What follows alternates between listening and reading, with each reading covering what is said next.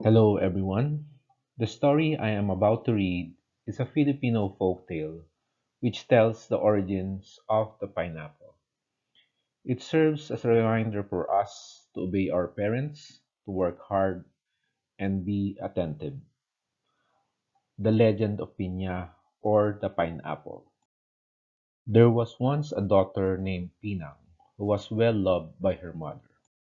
She loved to play outdoors with her friends. Her mother allowed her to play outdoors, but she also taught her how to cook, wash her own clothes, and clean the house. But Pina would often slip out of the house to play with her friends rather than work with her mother. But one day, Nanay got sick and had to stay in bed. Pinang was to cook porridge for Nanay, who had to instruct her every so often on what to do. Pinang was worried about Nanay, so she followed carefully all her instructions. She put a cup of rice into a pot of water and left it in the stove to boil. Then she asked where the ladle was. Nanay, although weak from sickness, had to call out from her room that the ladle was among the pots. When she returned, the rice was burnt from the sides. Fearing that Nanay would be angry, Pinang scooped out from the middle of the pot and served it to her. It tasted bitter, but understanding that Pinang did her best, and because of her hunger, Nanay ate it. The next day, Pinang's mother had to stay in bed because she still has fever. Again, she asked Pinang to cook porridge. Pinang readily put a cup of rice into the pot and waited for it to boil. She wanted so much to play outside, but her mother needed her. When the rice started to boil, she went looking for the ladle, but could not find it. She rushed to Nanay's room and asked her where the ladle was.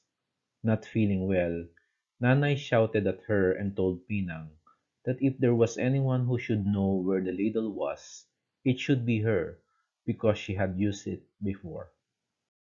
Nanay added that she wished that Pinang would have many eyes for her to see things as readily. Pinang was hurt and left the room. Soon, Nanay heard Pinang stirring the porridge in the kitchen. But after some time, there was just silence in the house. Nanay began to call out Pinang's name, but there was no answer. Nanay called several times and still there was no answer. Because of her hunger, Nanay finally got up from her bed and went to the kitchen. Nanay saw that the porridge had been cooked, but Pinang was not around. She helped herself to some porridge. After eating, she called out to Pinang, wondering if the child was just with her friends again. Night time came, but still there was no sign of Pinang. Too weak to further go out of the house, Nanay went back to the room and slept. The next day, Nanay felt better. She went out of her bed and looked for Pinang. She called out her name, but there was no answer. Nanay searched in their front yard, but she could not find Pinang. Still feeling a bit weak, she headed back towards the house. Just as she was about to climb the ladder, Nanay noticed a strange-looking plant underneath it. This was the first time Nanay saw such a plant. When she looked closer, its leaves had spikes, and at its middle was a strange-looking fruit. She came closer and saw that it was shaped like a head, like the head of her daughter Pina. Nanay touched it and realized it was covered with shapes like many eyes that seemed to stare at her. Nanay touched it and remembered her angry words at Pina. Nanay touched it and she cried.